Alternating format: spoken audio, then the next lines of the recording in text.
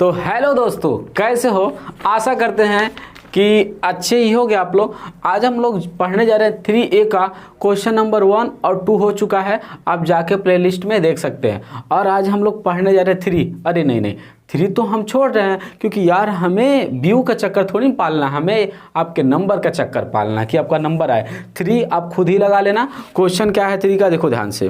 3 हाँ 3 कर रहा है। बस देखो, इक्वेशन दे दिया है। क्वेश्चन अभी यहाँ तुम्हारे ऊपर आ रहा होगा। इक्वेशन दे दिया गया और इसे क्या करा, निरूपित कीजिए। इस स्थिति को क्या, ज्यामितीय रूप में। याद रखना, चाहे ज्यामितीय रूप में निरूपित करने के लिए कहा है या ज्यामितीय रूप में व्यक्त करने के लिए कहा है। तो देखिए ध्यान से, ज्यामितीय रूप या फिर ग्राफीय कहे तो दोनों का मतलब एक ही है। अगर ज्यामितीय रूप कहेगा तब पर भी हम क्या बनाएंगे, ग्राफ बनाएंगे। आपने पहले क्वेश्चन और दूसरे क्वेश्चन में सीख लिया कि ग्राफ कैसे बनाते हैं और उस पर व्यक्त कैसे करते हैं। तो सेम एकदम हलवा है। देख रहे हो ना कितना आसान है, देख रहे हो ना भी ना होते ये क्वेश्चन बताएं नहीं ना। तो चलो क्वेश्चन नंबर 4 पे चलते हैं। इस क्वेश्चन को बता रहे हैं, लिखा है देखो किताबियों तो फाड़ दिए हैं। कहाँ हैं? अब हमारे पास स्मार्टफोन कई ठोबा नहीं कि एगो लेके क्वेश्चन पढ़ के बताएं। एक ही है स्मार्टफोन, ना तो डिजिटल बोर्ड है, तो इस काम चला जाए। ठीक है, तो देखो ध्यान से, लिखा 5 पेंसिल और 7 कलमों का मूल्य कितना है, 50 रुपये। ध्यान दो, ये पढ़ो लेना पलाटे। देखो ध्यान से, कह रहा है एक कलम और एक पेंसिल का मूल्य ज्ञात करो। ध्यान दो, एक कलम और एक पेंसिल का मूल्य ज्ञात करने के लिए सबसे पहले हम मानेंगे, माना एक पेंसिल का मूल्य, एक पेंसिल का मूल्य। तो एक पेंसिल का मूल्य कितना हो जाएगा, x रुपये। और फिर क्या कर रहा है, एक कलम का मूल्य। एक कलम और एक पेंसिल का मूल्य पूछा है, तो मान लो एक कलम और एक पेंसिल का मूल्य कितना मान लिया हमने, y रुपये। तो अब ध्यान दो, फर्स्ट शर्तानुसार क्या कर रहा है। ध्यान दो, बहुत ही आसान है। फर्स्ट शर्तानुसार यानी पहला बात क्या कर रहा है, फर्स्ट शर्तानुसार जो पहला इसमें क्वेश्चन आपसे कह रहा है वो क्या कह रहा है, कह रहा है ना कि 5 पेंसिल और 7 कलमों का मूल्य।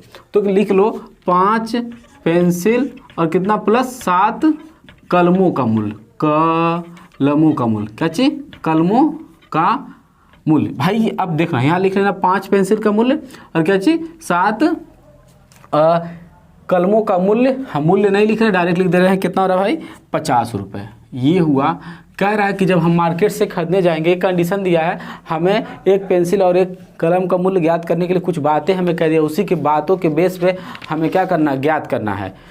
तो कह रहा है कि 5 पेंसिल और 7 कलमों का मूल्य कितना हो रहा है, 50 रुपये। तो भाई ये रुपए है और ये रुपए नहीं है, तो अगर ये रुपए है तो इसको भी हम क्या करेंगे, रुपए में कन्वर्ट करेंगे। तो एक बात बताओ, ये पेंसिलों की संख्या है ना कि रुपए है। अगर मैं कहूँ एक पेंसिल का मूल्य 5 रुपये है तो 2 पेंसिल का मूल्य कितना होगा, तो कहोगे 10 रुपये। कैसे, आपने क्या किया, इसका इसमें गुणा किया। यानी कि एक पेंसिल का मूल्य यहाँ कितना है, x रुपये। तो 5 पेंसिल का मूल्य क्या कहोगे, देखो एक पेंसिल का मूल्य x रुपये है तो 5 पेंसिल का मूल्य, इसका इसमें गुणा करोगे कि नहीं, तो 5x। तो 5 पेंसिल है तो 5 पेंसिल का मूल्य कितना हो जाएगा, 5x। और प्लस 7 कलम का मूल्य कितना हो जाएगा, 7y इक्वल टू कितना हो गया, 50। ये क्वेश्चन नंबर फर्स्ट। देखो भाई जेके ना समझ में एकदम हेलुआ। देखो पेंसिल के पास पेंसिल वाला लगा दो और कलम के पास कलम वाला लगा दो, पेंसिल और कलम का मूल्य हो गया। तो इनको जोड़ने पे हमें कितना मिल रहा है, 50 रुपये। अब सेकेंड शर्तानुसार कह रहा है, सेकेंड शर्तानुसार। देखो जिसे कंसेप्ट से समझ में, कंसेप्ट से समझ लो, जिन्हें ट्रिकली समझना है ट्रिकली समझ लो, सब समझ लो भाई, सब आसान है। देखो ध्यान से, सेकेंड शर्तानुसार क्या कह रहा है, जबकि 7 पेंसिल और 5 कलम, जब अब देखो अब पेंसिल कितना खरीद रहा है, 7 पेंसिल खरीद रहा है भाई साहब। देख रहे हो विनोद, अब पेंसिल का समानों बदल दिया, अब 7 पेंसिल खरीद रहा है और 5 कलम का मूल्य, यानी 5 कलमों का मूल्य। अब लिख लेना 7 पेंसिल का मूल्य और 5 कलमों का मूल्य कितना, कितना गए, 46 रुपये। तो 46 रुपये हो गया। तो अब ध्यान दो, ये रुपए है तो हमें भी इसको किस में करना, रुपए। हम बताएं ट्रिकली, मतलब पेंसिल वाले के साथ क्या है, पेंसिल लगा दो x और प्लस कलम वाले के साथ कौन, कलम x y है ना। देखिए कलम के लिए क्या है y, तो इस 5 के पास कलम लगा दो। यानी 5 अभी पेंसिल नहीं है लाला, 7 पेंसिल का मूल्य है और ये 5 पेंसिल और 5 कलमों का मूल्य है 46। ये रहा इक्वेशन नंबर सेकेंड। देख भाई हमें नहीं लगता कि कोई दिक्कत होने वाली है, इतना हलवा और इसने आसानी तरीके से बताना हो गया। अब ध्यान दो, इक्वेशन हमें प्राप्त हो गया, कह रहा है एक पेंसिल और एक कलम का मूल्य ज्ञात करो, वो भी कौन सा, ग्राफीय विधि से। ध्यान दो, हमें क्या करना है, ग्राफीय विधि से ज्ञात करना है। इसमें ये नहीं कर रहा है कि बीजगणितीय रूप में लिखो, अभी तो क्वेश्चनों में क्या कर रहा था, बीजगणितीय रूप में लिखिए और ग्राफीय विधि से उसको हल करिए, तो ये कर रहा था। बट लेकिन अब हमें बीजगणितीय रूप में नहीं लिखना है, डायरेक्ट हम क्या करेंगे, देखो ध्यान से, इसके पहले बीजगणितीय रूप लिखते थे। क्यों लिखते थे, क्योंकि कह रहा था हमसे, इस बार ये नहीं पूछा, इस बार हमसे केवल डायरेक्टली कहा है कि आप क्या करो ना, कि केवल और केवल ग्राफ पे लगाओ और ग्राफ से ही हमें x और y का मान ज्ञात करके दिखाओ। भाई अभी तक तो ग्राफ पे हम व्यक्त करते थे और अब x और y का मान कैसे ज्ञात करेंगे। भाई टेंशन न लेना, तुम्हारा भाई है ना, है तुम्हारा भाई। तो ध्यान दो, अब हमें क्या करना है, बहुत आसान है, कैसे करना है, तो ध्यान दो, लिखेंगे समीकरण 1 से। किससे, समीकरण 1 से। अब पहले लिख लो समीकरण 1 और 2 को, क्या चीज, समीकरण 1 व 2 को ग्राफीय विधि से हल, क्या चीज, ग्राफीय विधि से हल, क्या चीज, समीकरण 1 और समीकरण 2 को ग्राफीय विधि से हल, ग्राफीय विधि से हल करने पर या फिर हल लिख दिए। अब यहाँ पर समीकरण 1 से लिखो, देखो 2 भी लिखा है 1 भी लिखा है, तो पहले समीकरण 1 लिख दो। तो समीकरण 1 हमारा क्या भाई कहाँ, ओ माय गॉड इधर है। तो जब भी हम करेंगे तो सबको एक तरफ कर देंगे। समीकरण 1 से हम क्या करेंगे, 5x + 7y, इसको इधर लाएंगे तो -50। मैंने क्या कहा कि आपको हल करने के लिए लिखेंगे समीकरण 1 से, तो सबको हम क्या कर देंगे, एक तरफ कर देंगे। तो एक तरफ हो गया ना। तो अब ध्यान दो, समीकरण 1 से हमें क्या करना होता है, देखो जब भी ग्राफीय रूप में व्यक्त करने पर या निरूपित करने पर या फिर उससे हल करने पर हमें जब भी ज्ञात करना हो तो x और y के मान चाहिए। तो हमारे पास ना तो x का है ना तो y का है, तो ऐसे कंडीशन में हम क्या करेंगे, x या y को हम अजप्शन कर लेंगे, यानी मान लेंगे, कुछ भी मान सकते हो। तो हम क्या मान ले रहे हैं, यहाँ पर x का मान रहे हैं, आसान रहेगा। माना x बराबर 10 और -4, इसी पे बहुत आसानी तरीके से आ जाएगा, देख लेना। x बराबर इतना और -4। तो अब ध्यान दो तो हम क्या करने जा रहे हैं, एक बॉक्स बना लो, बहुत आसान रहता है ऐसे। x के हम 2 मान मान रहे हैं, 3 मान भी मान सकते हो, आसान होता है। ध्यान दो, यहाँ x और यहाँ क्या, y। तो अब ध्यान दो, एक बार हम क्या करेंगे, इसी में ही लिख देना, रखने पर। देखो माना भी और इसी को रखने पर। तो ध्यान दो, एक बार हम 10 रखेंगे, एक बार -4, एक बार इसी x के जगह पे 10 रख दे और इसी के जगह पे हम क्या रख दे, 4। तो ध्यान दो, हम यहाँ करके दिखा रहे हैं 5x और प्लस क्या हो जाएगा 7y इक्वल, अरे ससुर यहाँ माइनस बना, -50 = 0। तो ध्यान दो, इस x के जगह पे हम क्या रखेंगे, 50 ही रखेंगे ना, ससुर के नाती 10 रखेंगे, पहले 10 रखेंगे, यहाँ 50, अरे यहाँ गुणे और यहाँ पर x का मान कितना 10, तो 10 रख दे, यहाँ प्लस 7y -50 = कितना 0। तो ध्यान दो, यहाँ पर 5 दहिया में 50 और प्लस 7y और यहाँ -50 = 0। तो भैया जब इन दोनों को हम घटाएंगे तो 7y, तो ध्यान दो ये 50 है और ये -50, तो घटेगा कुछ बचेगा, कुछ नहीं बचा। तो यानी केवल यहाँ 7y = 0 है, जब नीचे जगत का जगह 0, यानी y का मान कितना आ गया, x का मान 10 और कितना था 4। तो जब हमने 10 रखा तो कितना आया 0। उसी तरीके से अब हम यहाँ पे क्या रखेंगे, 4 रखेंगे। क्या रखेंगे, इसके जगह पे 4 रखेंगे, तो डायरेक्ट कर रहे हैं। अब हम क्या कर रहे हैं, जैसे हमने 10 रखा इसी में रखेंगे, इसी में एक बार 10 रखेंगे, एक बार 4 रखेंगे। तो जब यहाँ 4 रखेंगे ना तो देखो क्या होगा, डायरेक्ट करें, 5 चौके 20। देखो भाई यहाँ पर 5 चौके 20 और प्लस 7y और यहाँ -50 = क्या गया 0। तो ध्यान दो, ये प्लस है और क्या है, माइनस है। तो जब हम इनको क्या करेंगे भाई, जल्दी बताओ, अरे ससुरा -4 है, तो -4 रखेंगे तो यहाँ पर ये होगा। तो देखो ये और ये कितना हो जाएगा, y और ये माइनस माइनस जुड़ता है, -20 और -50 जोड़ेंगे तो -50 होगा, और यहाँ कितना, इतना हो गया ससुरा, -20 और 50 कितना होगा, 70 होगा।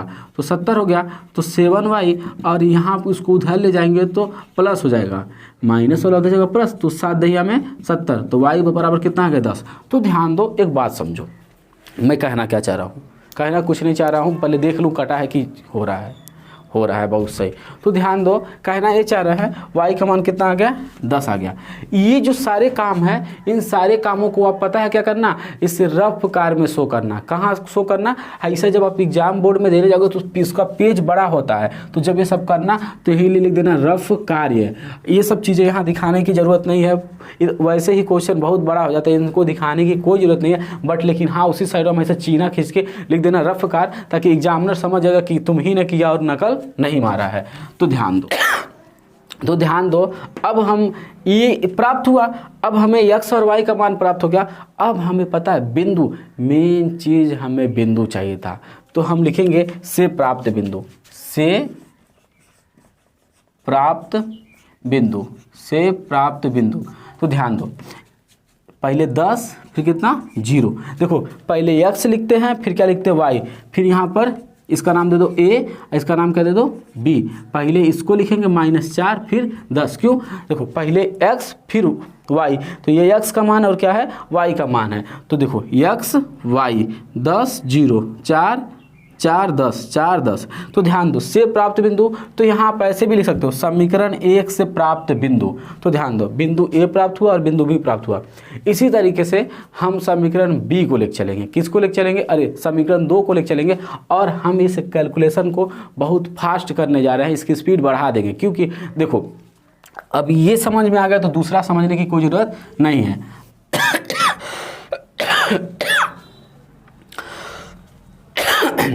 तो समीकरण 2 से, किससे, समीकरण 2 से, तो समीकरण 2 से जो ही हम करेंगे इस बात को ध्यान देना, ठीक है। तो समीकरण 2 कहाँ गया कहाँ गया कहाँ गया, ओ माय गॉड, ओ नहीं नहीं ये नहीं, ये है समीकरण 2। तो समीकरण 2 से लिखेंगे तो सबको एक तरफ कर देंगे। रूल बताया है कि यहाँ कितना हो जाएगा 7x और प्लस 5y, और इसको इधर करेंगे तो -46 = 0, कोई दिक्कत नहीं। तो समीकरण 2 से अब हम माना x बराबर कितना मान ले, x बराबर 8 मान ले और -2। हमको पता है, आसानी है, आपका मन जो मन का वो मान के सॉल्व कर लेना चाहिए, x का मानना चाहे y का मानना। अब वही रखने पर देखो हम चीज़ों को सॉल्व करने की कोशिश बहुत की है, अब इससे ज़्यादा सॉल्व नहीं हो सकता है।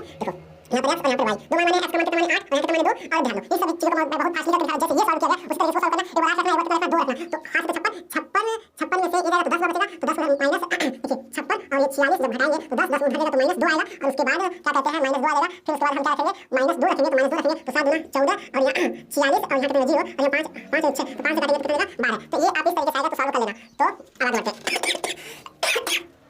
तो अब से प्राप्त बिंदु, से प्राप्त बिंदु, से प्राप्त बिंदु, देखो ध्यान से क्या प्राप्त हुआ था, a b c, तो हम नाम करेंगे c क्या है 8 और कितना है 2, हम समझाए हैं। d उसी तरीके से क्या होगा, d हमारा -2 फिर कितना 12, हाँ 12 बचे 60।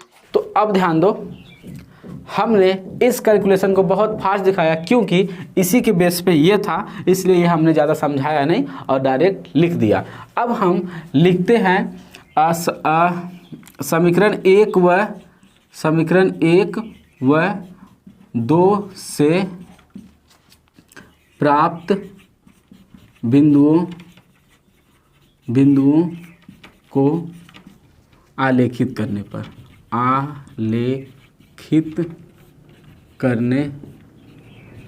अब ध्यान दो, ये लिख लेना, क्या लिखना, समीकरण 1 और समीकरण 2 से प्राप्त बिंदु को ग्राफ पर आलेखित करने पर, ग्राफ लिख लेना, ठीक है। तो यहाँ क्या लिखना, ग्राफ पर आलेखित करने पर। अब चलो हम बहुत फास्टली एक ग्राफ बनाते हैं। तो ध्यान दो कहाँ तक खींचना, हमारा क्या होता है, यही ग्राफ है। तो देख लेना सबसे बड़ा नंबर x और y है, x और y सबसे बड़ा नंबर कितना है 12। तो जो भी ये हम करेंगे, ध्यान दो यहाँ 0 होता है, 1 2 3 4 5 6 7 8 9 10 11 12, तो 12 तक ही करना मैक्सिमम, 12 से कम मत करना क्योंकि सबसे ज्यादा नंबर कितना है यहाँ 1 2 3 4 5 6 7 8 9 10 11 12, यहाँ कितना 1 2 3 4 5 6 7 8 9 10 11 12, ये कितना 1 2 3 4 5 6 7 8 9 10 11 12। ध्यान दो ये x छोटा है, ये y छोटा है, x हट जाता है y, तो कौन डिफरेंस का है, ध्यान दो ये वाला प्लस में होता है और ये वाला प्लस होता है। 1 2 3 4 5 6 7 8 9 10 11 12। उसी तरीके से -1 -2 -3 -4 -5 -6 -7 -8 -9 -10 -11 -12, यहाँ पर 1 -1 -2 -3 -4 -5 -6 -7 -8 -9 -10 -11 12। इस तरह से 1 2 3 4 5 6 7 8 9 10 11 12। अब ध्यान दो हमें क्या करना है, इन क्वेश्चनों को हमने एक ग्राफ बना लिया और इस ग्राफ पे जो हमने समीकरण 1 से प्राप्त बिंदु था, समीकरण 2 से प्राप्त बिंदु था, हम इसी के ध्यान दो क्या करना है, सबसे पहले जो समीकरण 1 से प्राप्त बिंदु था उनको कर देंगे, पहले समीकरण 1 वाले से प्राप्त बिंदु को करना। तो समीकरण 1 से क्या प्राप्त था, a और b। तो सबसे पहले ये जो x का मान होता है क्या होता है, y का, ये x का और क्या होता है y। x का मान कितना है 10, तो 10 पे टिक लगाओ। ध्यान दो x का मान प्लस है और y का मान कितना है 0 है।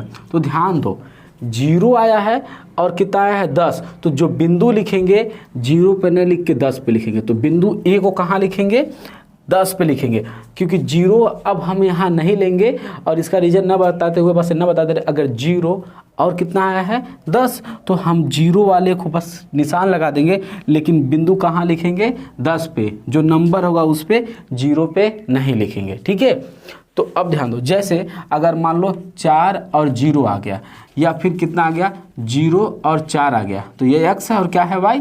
तो ध्यान दो ये 4 यहाँ हो जाएगा और x कहाँ हो जाएगा यहाँ। तो हम इस 4 को लेंगे और 0 को हटा देंगे, बस 4 को यहाँ लिख देंगे, जो a या b या c जो भी नाम होगा वो नाम लिख देना। चलो अब यहाँ b का मान कितना है, b में -4, ये किसका मान है, x का मान कितना है -4। तो x का मान -4 यहाँ है, x का मान -4 यहाँ है। फिर उसके बाद y का मान कितना है 10, y का मान 10 यहाँ है। तो अब ध्यान दो इनको मिलाएंगे, ये लाइन ये देखो ये दोनों इधर ही है, इधर ही कटेगा, ये ना कि नीचे करना, तो इधर लाएंगे। हो सकता था ना कि सर हम इधर बढ़ा दें, उधर नहीं बढ़ाएंगे क्योंकि इन दोनों को मिलाना है। तो कहाँ मिल रहा है, यहाँ पे। तो जहाँ मिल रहा है उसका नाम क्या देंगे, b। तो ये b हो गया। तो ध्यान दो a और b को काटेंगे, हमने समीकरण 1 से a और b बनाया, तो a और b को क्या कर देंगे, मिला देंगे। तो ध्यान दो a और b को मिल गया। तो ध्यान दो a और b को मिलाएंगे, समीकरण 1 से हमें 2 बिंदु प्राप्त है a और b, तो a और b को हमने मिला दिया। उसी तरीके से अब हम क्या करेंगे, समीकरण 2 से प्राप्त बिंदु क्या था हमारा c और क्या था d।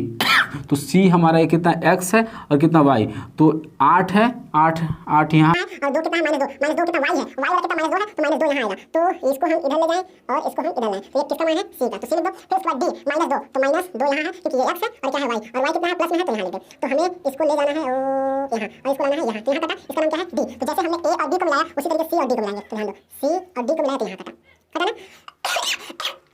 ग्राफीय विधि पे हल। अब एक बात बता रहे हैं, हमें बोला कि ग्राफीय विधि से ही हमें क्या करना है, x और y के मान ज्ञात करना है। तो ध्यान दो कैसे ज्ञात करते हैं, x और y के मान कैसे ज्ञात करेंगे। अब ध्यान दो ना, ये जो जहाँ कटा होगा इसी के सामने x होगा। ध्यान दो इसके सामने x कौन है, ये आ रहा है, और y कौन सा आ रहा है, ये आ रहा है। ध्यान दो y ये कितना है 6, तो हम कहेंगे y बराबर कितना है -6, अरे सॉरी 6 है, बस कितना है 6 है, और x बराबर कितना आ रहा है, लगभग 3 आ रहा है। तो कितना होगा 3। तो इस तरीके से हम x और y के मान निकाल सकते हैं। तो लिखेंगे अतः एक पेंसिल का मूल्य कितना है 6, पेंसिल के लिए x, एक पेंसिल का मूल्य 3 और एक कलम का मूल्य कितना है 6 रुपये। तो समझ में आया ना कैसे ज्ञात करते हैं, जहाँ कटता है उसी के सामने वाला जो आएगा, देखिए यहाँ पर x आ रहा है, यहाँ पर कितना आ रहा है y, तो x और y का समझ में आ गया ना। तो इस तरीके से ज्ञात करते हैं। पर लेकिन रुक जाओ, ये जो हमारा y का मान और x का मान है वो गलत है, क्योंकि इनके बीच में जो दूरी है वो डिस्टेंस जो है इक्वल नहीं है, जिसके वजह से ये हमारा मान सही जगह पे नहीं गया। लेकिन जब तुम ग्राफ की कॉपी पे बनाओगे तो ये सही से कटेगा और सही मान आएगा। ठीक है, तो ऐसे में जब तुम्हें एग्जाम में ऐसा क्वेश्चन आएगा तो तुम्हें ग्राफ दिया जाएगा, तब जाके ऐसे क्वेश्चन तुम्हें से पूछे जाएंगे कि हल करो। तो आई होप कि तुम्हें समझ में आ गया होगा कि इस क्वेश्चन को कैसे सॉल्व करना था। नेक्स्ट क्वेश्चन अब पढ़ते हैं। चौथा का पहला हो गया, अब चौथा का दूसरा देखो। कह कि कक्षा 10 के 10 विद्यार्थियों ने एक गणित की पहली प्रतियोगिता में भाग लिया। यदि लड़कियों की संख्या लड़कों की संख्या की 4 से अधिक हो तो प्रतियोगिता में भाग ले लड़कों लड़कियों की संख्या बता। ध्यान दो लड़कों लड़कियों की संख्या पूछा है, तो सबसे पहले मान लो माना लड़कों की संख्या, लड़कों की संख्या आप लिख सकते हो माना पहली प्रतियोगिता में भाग लेने वाले लड़कों की संख्या, ऐसे भी लिख सकते हो। तो कितना है x, तो लड़कों है तो फिर लड़कियां भी है, तो लड़कियों की संख्या क्या मान लो y। तो अब ध्यान दो बहुत आसान है भाई वाह, इतना आसान है ना। तो कह रहा है कि जो भाग ले रहे हैं कक्षा 10 के विद्यार्थी हैं, और कितने विद्यार्थी भाग लिए 10, तो उसमें लड़के भी हैं और लड़कियां भी हैं। तो लड़के लड़कियों को मिला के कितने लोग हो रहे हैं? 10 लोगों ने भाग लिया है। तो यही हमारा क्या है? फर्स्ट शर्तानुसार। देखो ध्यान से, क्वेश्चन बड़ा खतरनाक घुमाया था। फर्स्ट शर्तानुसार कैसे? बच्चे यही फंस जाते हैं। कह रहा है कक्षा 10 के 10 विद्यार्थियों ने, तो यही कक्षा 10 के 10, तो जो 10 लिखा लोग सोचते अच्छा 10 का बच्चा कह रहा है, तो कन्फ्यूज होते हैं। तो ध्यान दो क्वेश्चन में कैसे फंसाया है, तो ध्यान दो। तो करना क्या है, ये कह रहा है कि कितने बच्चों ने भाग लिया है? 10 बच्चों ने। तो उस 10 बच्चों में दो ये लोग शामिल थे, एक लड़का था एक लड़की शामिल थे, तो लड़का और लड़कियों को ही मिला के 10 बच्चे हुए ना। तो ये लड़कों की संख्या है और किसकी है? लड़कियों। तो लड़कों और लड़कियों की संख्या मिला के कितने बच्चे हो गए? 10 बच्चे हो गए। कोई दिक्कत? इसे समीकरण नंबर क्या मान लो? 1। समझ में आ रहा है ना? लड़के और लड़कियों को मिला के ही ना 10 बच्चे हो रहे हैं। अब आगे देखो, सेकेंड शर्तानुसार। सेकेंड शर्तानुसार क्या कह रहा है इसमें? ध्यान दो, लड़का और लड़की की संख्या का कंपेयरिंग कर रहा है। कह रहा है कि जो लड़कियों की संख्या है लड़कों की संख्या से 4 अधिक है। लड़कों की संख्या से कितना अधिक है? 4 अधिक है। लड़कों की संख्या से अधिक है। तो ध्यान दो, अधिक कौन है? 4। तो जोड़ेंगे किसमें? इसमें। ध्यान दो क्यों हमने इसमें जोड़ा, इस बात को पहले समझो। x और यहाँ कितना है? y। ये x, इसका मतलब क्या है? बराबर होना चाहिए। तो ये जो ससुरी है ये पहले ही ज़्यादा है। ये लोग 4 लोग क्या हैं? ज़्यादा हैं। और ये क्या है? 4 लोग क्या हैं? कम है। और इक्वेशन जब भी बनाएंगे दोनों तरफ क्या होना चाहिए? इक्वल होना चाहिए। जब भी ऐसा बात कहे तब ये 4 ज़्यादा है और ये क्या है? 4 कम है। तो भैया इसमें अगर 4 जोड़ दे तो ये तो और ज़्यादा हो जाएंगे। इसलिए हमें दोनों को बराबर, आपको भले नहीं दिखाई दे रहा है ये 4 क्या है? ज़्यादा है। इसलिए 4 हम इसमें ना जोड़ के इसमें जोड़ देंगे। ध्यान दीजिए, अगर हम कहें एक लड़का है और एक लड़की है, एक छोटा छोटा बना दीजिए, इसके पास 2 रुपया है, इसके पास 1 रुपया है, तो इसके पास कितना रुपये ज़्यादा है? 1 रुपये। तो अगर हम इसमें 1 रुपये और जोड़ दें तो ये ज़्यादा होगा जाएगी ना। तो इसको बराबर करने के लिए हम इसमें 1 रुपये जोड़ेंगे ना, यानी जो कम था उसमें ही जोड़ेंगे। समझ में आया?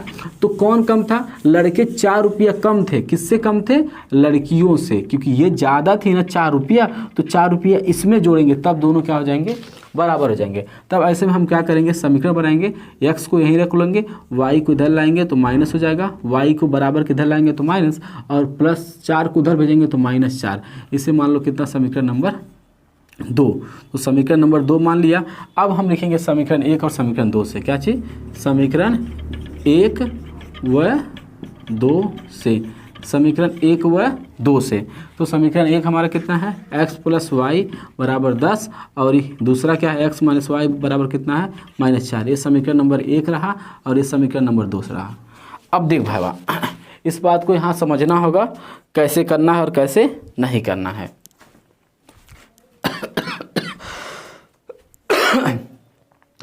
देखो ध्यान से, ये क्वेश्चन क्या है? बहुत ही आसान है। कब? इस क्वेश्चन को करने के लिए हम कई मेथड से, ब्रज गुणनखंड विधि से, प्रतिस्थापन विधि से और विलोपन विधि से भी कर सकते हैं। तो ये विलोपन विधि से आसान है, इसलिए हम इसको कौन से मेथड से सॉल्व करने जा रहे हैं? विलोपन विधि से सॉल्व करना। देखो अपने को ना जितना ज़्यादा मैथ में सोच ले उतना ही क्वेश्चन ईजी होता है। तो हम इसको कौन से मेथड से करेंगे? विलोपन विधि से। तो विलोपन विधि से सॉल्व करने के लिए कुछ रूल्स एंड रेगुलेशन होते हैं, यहाँ बता दे रहे थोड़ा सा, लेकिन अभी आगे जब हम लोग 3 ही चैप्टर का और अभी सवाल पढ़ेंगे तो वहाँ बहुत ज़्यादा अच्छे से पढ़ाया गया है, मतलब बताया जाएगा। तो ध्यान दो, विलोपन विधि में क्या करते हैं? किसी एक चाहते हैं विलोपन मतलब विलुप्त करना, किसी एक को गायब करना। इनमें से हम किसी एक को क्या करेंगे? गायब करेंगे। किसको? है के ना गायब करब, या तो x को या तो y को गायब करेंगे। तो गायब करने का कई मेथड्स और कई रूल्स होता है, हमने सिखाया था, लेकिन अब यहाँ उस तरीके से तो एक्सप्लेन नहीं करेंगे। तो गायब कैसे होगा? यहाँ देखेंगे कोई समान है, हाँ x भी समान है और क्या है? y भी समान है। अगर उनके चिन्ह विपरीत हैं, क्या है? चिन्ह विपरीत है तो जोड़ने पे लिखते हैं। कैसे लिखते हैं? जोड़। तो ध्यान दीजिएगा, ये भी समान है, इनके चिन्ह समान है, इसको हम नहीं ध्यान दें। y और y समान है लेकिन उसके चिन्ह क्या समान है? तो मिल गया हमें। जब चिन्ह देखिए 5 प्लस और 5 माइनस घटेगा ना कि नहीं? तो देखिए अगर +5 और +5 हो तो गायब होगा?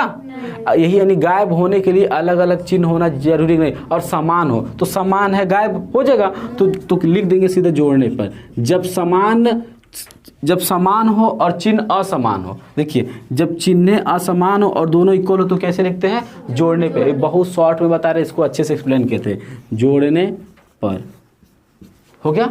तो जब जोड़ने पर लिखते हैं तो कुछ नहीं, ऐसे लिख देते हैं। देखिए y में से y जगह कुछ बचेगा, 1x और 1x कितना जगह 2x, और यहाँ कितना हुआ, जब घटाएंगे तो कितना बचे भाई, बोल भाई कितना बचा 6, कितना बचेगा 6, और 2 3 6, x बराबर कितना आ गया 3। अब तुम बताओ वहाँ कठिन नहीं था, वहाँ कठिन था। अब इसी x का मनवा किसी में भी रख दो, फिर हम ले लिखेंगे x का हाँ हम भी तो कर रहे थे, x का मान समीकरण 1 में रखने पर तो हमारा 1 कितना भाई, x plus y equal to कितना है 10, x का मान कितना है 3 और प्लस y इक्वल टू कितना है 10। देखिए y यहाँ -10, इसको उधर के -3 और क्या गया -7। तो देखिए आया कि नहीं, आप देखिएगा उस सवाल में हमने सॉल्व किया था, y का मान 7 ही आया था, देखिएगा। तो ध्यान दो, विलोपन विधि से करना क्या होता है, आसान होता है। 3 आ गया, 3 को रख दो, वहाँ पे क्या करना था, x का मान निकालो, फिर वो के रखो, फिर आया, फिर रखो, बहुत तामझाम होता है। ऐसे क्या होता है, आसान होता है, समझ में। जब चिन्ह न मिले तब लिखते घटाने पे, क्या लिखते हैं। चलो हम तुमको एक दिन अच्छे से बता देंगे, एक दिन मुझे बताना ही पड़ेगा विलोपन विधि, अभी आएगा, ठीक है, आगे है वहाँ बताएंगे, ठीक है। प्रतिस्थापन, विलोपन और वज्रगुणन विधि, ठीक है।